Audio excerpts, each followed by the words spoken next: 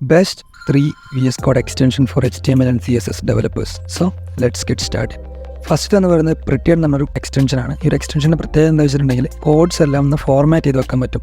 അപ്പോൾ അത് ഇൻസ്റ്റാൾ ചെയ്യാൻ വേണ്ടിയിട്ട് നിങ്ങൾ VS Code ഓപ്പൺ ചെയ്തിട്ട് എക്സ്റ്റൻഷൻ എന്നൊരു ടാപ്പ് ഇട്ടാവും. ടാബിൽ വന്നിട്ട് അവിടെ പോയിട്ട് നിങ്ങൾ സെർച്ച് ചെയ്യുക Prettier കോഡ് ഫോർമാറ്റർ അല്ലെങ്കിൽ Prettier എന്ന് പറഞ്ഞാൽ സെർച്ച് ചെയ്യുക. അപ്പോൾ നിങ്ങൾക്ക് ഈ ഒരു ഓപ്ഷൻ കിട്ടും. അതിനുശേഷം ഈ ഒരു എക്സ്റ്റൻഷൻ ഒന്ന് ജസ്റ്റ് ഇൻസ്റ്റാൾ ചെയ്യുക. ഇൻസ്റ്റാൾ ചെയ്തതിന് ശേഷം നിങ്ങൾ നേരെ ഏതാണ് നിങ്ങളുടെ ആ ഒരു കോഡ് ഫയലിലോട്ട് പോകാം. അതിനുശേഷം നമ്മുടെ കീബോർഡിൽ കൺട്രോൾ കമാൻഡ് പി ടാപ്പ് ചെയ്തിട്ടുണ്ടെങ്കിൽ നമുക്ക് ഈ ഒരു കോഡെല്ലാം ഫോർമാറ്റ് ആയി കിട്ടും. അപ്പോൾ വിൻഡോസിലാണെന്നുണ്ടെങ്കിൽ കൺട്രോൾ പി ആയിരിക്കും, മാക്കിലായതുകൊണ്ട് കൺട്രോൾ കമാൻഡ് പി. ഇപ്പോൾ നിങ്ങൾ കൺട്രോൾ പിയും കൺട്രോൾ കമാൻഡ് പി ഒന്ന് ടൈപ്പ് ചെയ്തിട്ട് വന്നിട്ടില്ല എന്നുണ്ടെങ്കിൽ നേരെ നിങ്ങൾ സെറ്റിംഗ്സിലോട്ട് വരാം. സെറ്റിംഗ്സിൽ കീബോർഡ് ഷോർട്ട് കട്ട് എന്നൊരു ഓപ്ഷൻ കാണും. അതിൽ ടാപ്പ് ചെയ്തിട്ട് നിങ്ങൾ ഇവിടെ സെർച്ച് പാനലിൽ Prettier എന്ന് പറഞ്ഞാൽ സെർച്ച് ചെയ്യാം. Prettier എന്ന് പറഞ്ഞാൽ സെർച്ച് ചെയ്യുമ്പോൾ നിങ്ങൾക്ക് എന്ത് ചെയ്യും, അവിടെ നിങ്ങൾക്ക് Prettier കോഡ് ഫോർമാറ്റർ എന്നൊരു ടാബ് കിട്ടും. അവിടെ നിങ്ങളുടെ വേണ്ട ഷോർട്ട് കട്ട് ആഡ് ചെയ്തിട്ട് നിങ്ങൾക്ക് അങ്ങനെ യൂസ് ചെയ്യാവുന്നതാണ്. സോ നമ്മുടെ രണ്ടാമത്തതാണ് മെറ്റീരിയൽ ഐക്കൺ തീം. അതൊരു തീമാണ്. ഫയൽസും കാര്യങ്ങളൊന്ന് സ്ട്രക്ചറായിട്ട് മനസ്സിലാക്കാൻ എല്ലാത്തിനും യൂസ് ചെയ്യുന്നതാണ് ഈ ഒരു മെറ്റീരിയൽ ഐക്കൺ തീം. നിങ്ങൾ നേരത്തെ ചെയ്ത പോലെ തന്നെ മെറ്റീരിയൽ ഐക്കൺ തീം സെർച്ച് ചെയ്തിട്ടുണ്ടെങ്കിൽ നിങ്ങൾക്ക് ഈ ഒരു ടാബ് കിട്ടും. ഈ ഒരു ടാബിൽ വന്നിട്ട് നിങ്ങൾ ഇൻസ്റ്റാൾ ചെയ്യുക. ഇൻസ്റ്റാൾ ചെയ്തതിനു ശേഷം സെറ്റ് ഫയൽ ഐക്കൺ തീം നല്ലൊരു ഓപ്ഷൻ കാണും. നമ്മൾ ടാപ്പ് ചെയ്തിട്ട് നിങ്ങൾ മെറ്റീരിയൽ ഐക്കൺ സെലക്ട് ചെയ്യാം. അങ്ങനെ സെലക്ട് ചെയ്യുമ്പോൾ നിങ്ങളുടെ ഓൾറെഡി ഉള്ള ഒരു പ്രൊജക്റ്റ് ഓപ്പൺ ആക്കി നിങ്ങൾക്ക് കാണാൻ കഴിയും. പലതരം ഐക്കൺസ് വന്നിട്ടുണ്ടാവും നമ്മുടെ ഫോൾഡേഴ്സിനും ഫയൽസിനും എല്ലാത്തിനും.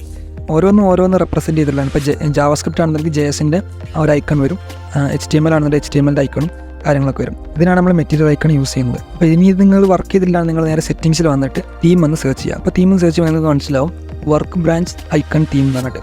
അവിടെ നണ്ണാക്കിയിട്ടുണ്ടെങ്കിൽ നിങ്ങൾക്ക് കാണാൻ കഴിയും ഒരു ഐക്കൺസും വന്നിട്ടില്ല. മെറ്റീരിയൽ ഐക്കൺ തീം സെലക്ട് ചെയ്തിട്ടുണ്ടെങ്കിൽ നിങ്ങൾക്ക് കാണാൻ കഴിയും ബാക്കിയുള്ള എല്ലാ ഐക്കൺസും അവിടെ വന്നിട്ടുണ്ട്. നമ്മുടെ മൂന്നാമത്തെ ഏറ്റവും ടോപ്പ് എൻഡ് എക്സ്റ്റൻഷനാണ് ഈ ലൈവ് സെർവർ എന്ന് പറയുന്നത്. ഒരു ലൈവ് സെർവർ നിങ്ങൾ ഇൻസ്റ്റാൾ ചെയ്യുക. എക്സ്റ്റൻഷൻ പാനൽ വന്നിട്ട് ലൈവ് സെർവർ എന്ന് സെർച്ച് ചെയ്തിട്ടുണ്ടെങ്കിൽ നിങ്ങൾക്ക് കിട്ടും.